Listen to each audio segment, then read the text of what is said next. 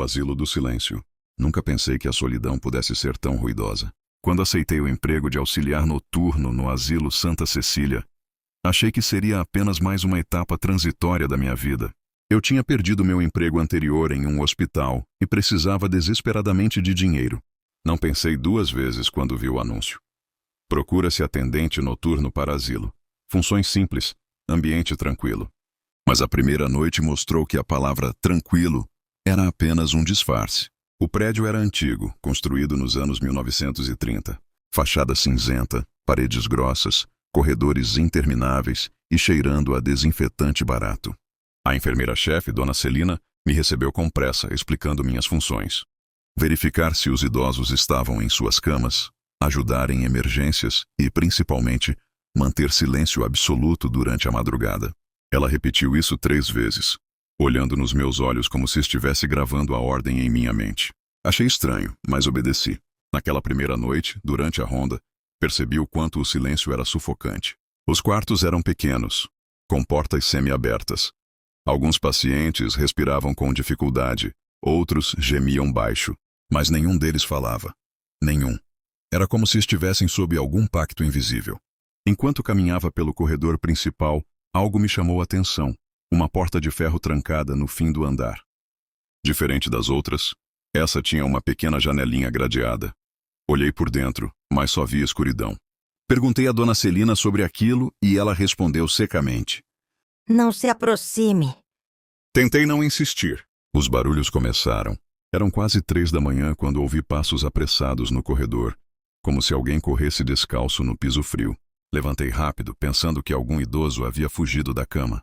Mas quando abri a porta não havia ninguém. O corredor estava vazio. Ainda assim ouvi um sussurro, baixo e arrastado, vindo da porta de ferro. Deixa-me sair. Meu corpo inteiro gelou. Aproximei-me devagar, tentando convencer a mim mesmo de que era apenas imaginação. Coloquei o ouvido contra a porta e o sussurro se transformou em gemidos sufocados. Como se dezenas de vozes se misturassem, implorando em coro. Afastei-me imediatamente, com o coração disparado. Na manhã seguinte, perguntei a Celina sobre o que ouvira. Ela me encarou de forma dura, quase ameaçadora. Não abra aquela porta, nunca. Seja lá o que aconteça, ignore. Eu deveria ter obedecido, mas algo em mim já estava marcado. A atmosfera parecia mais pesada. Os idosos estavam agitados, alguns tremiam nas camas, olhos arregalados, como se vissem algo atrás de mim.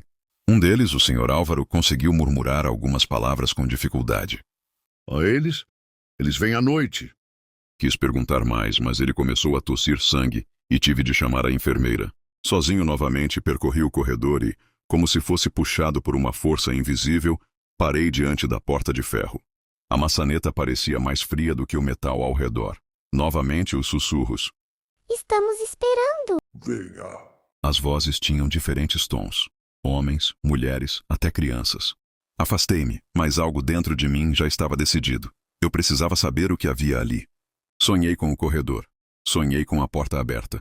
Sonhei com corpos sem rosto, estendidos no chão, tentando me tocar. Acordei suado, mas não estava em casa. Estava no asilo, sentado no banco do corredor com a chave da porta de ferro em minha mão. Eu não lembrava de ter pego chave alguma. Olhei em volta. Tudo estava em silêncio absoluto. Os quartos estavam mais escuros do que de costume. Levantei e caminhei até a porta.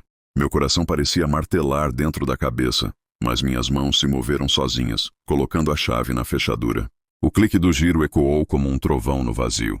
A porta se abriu. Um cheiro de mofo e carne podre escapou imediatamente. A luz fraca do corredor mal iluminava o interior, mas consegui ver o suficiente. Uma sala ampla, paredes descascadas e várias camas de ferro enfileiradas. Em cada cama havia um corpo, mas não eram corpos comuns. Eram cadáveres secos, pele colada aos ossos, bocas abertas em expressões de agonia.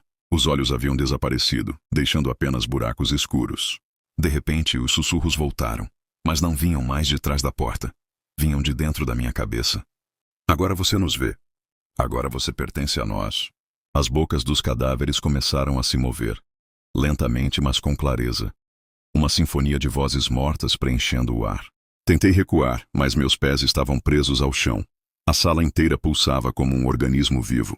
As paredes respiravam, o teto tremia, e os cadáveres começaram a se levantar, Entre eles, reconheci rostos. O Sr. Álvaro, a Sra. Madalena. Pessoas que eu havia visto vivas, horas antes, em seus quartos.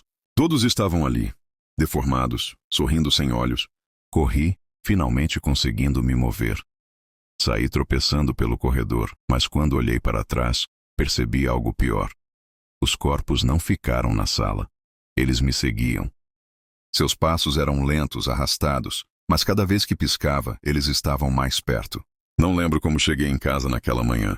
Só sei que acordei com marcas roxas nos braços, como se mãos esqueléticas tivessem me segurado durante a noite.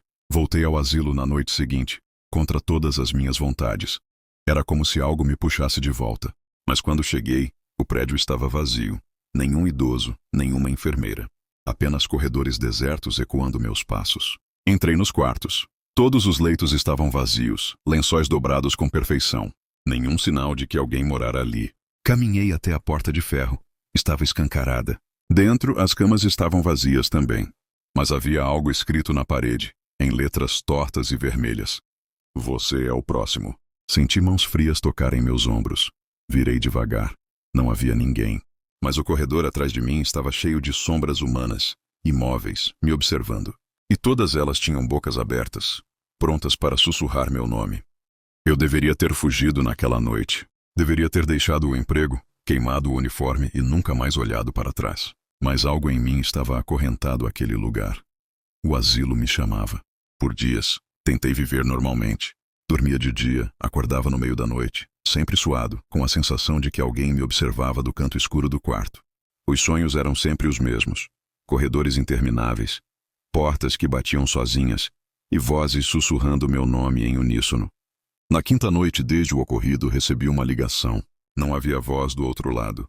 Apenas um respirar lento, arrastado, que imitava o som dos velhos pacientes do asilo. Depois de longos segundos, veio uma frase murmurada como vento por entre túmulos. Volte. E eu voltei. O asilo Santa Cecília estava mais sombrio do que nunca. Não havia luzes na fachada. Apenas a escuridão engolindo as janelas. Empurrei a porta da frente e percebi que estava destrancada. Dentro, o silêncio era absoluto, mas havia algo diferente. O ar estava impregnado com um cheiro doce e podre, como carne em decomposição misturada a flores velhas. Caminhei pelo saguão e percebi que o relógio de parede não funcionava mais.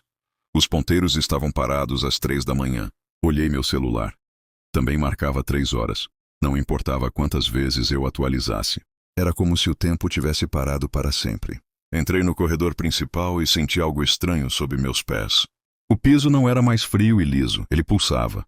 Sim, pulsava como carne viva.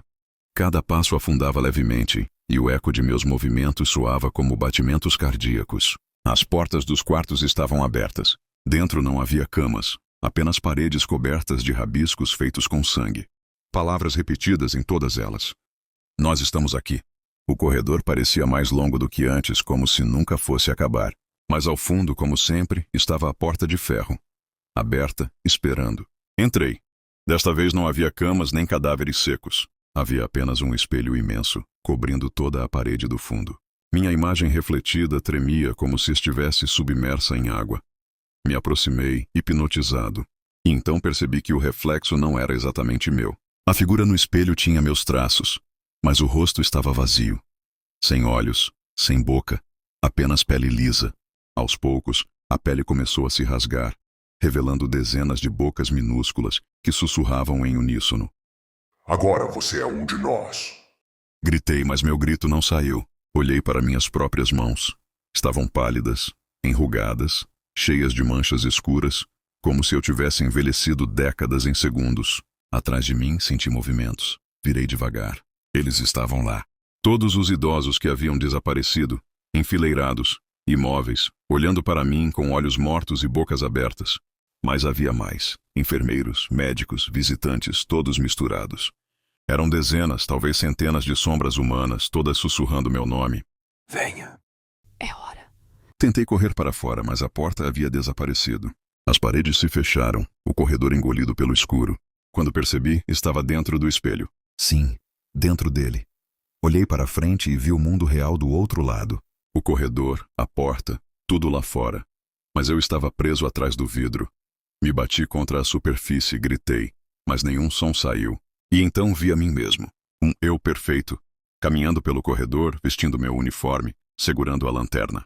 Ele olhou em volta, conferindo os quartos, como se nada tivesse acontecido. Era como se tivesse tomado o meu lugar. Aos poucos compreendi. O asilo não rouba apenas corpos, ele rouba identidades. Cada pessoa que passa por aquela porta se torna parte dele, e um substituto perfeito assume sua vida no mundo exterior. Eu me tornei um deles. Não sei quanto tempo estou preso aqui. Não sei se o tempo ainda existe neste lado. As vozes nunca param. Às vezes, vejo outras figuras refletidas. Pessoas que também ficaram presas.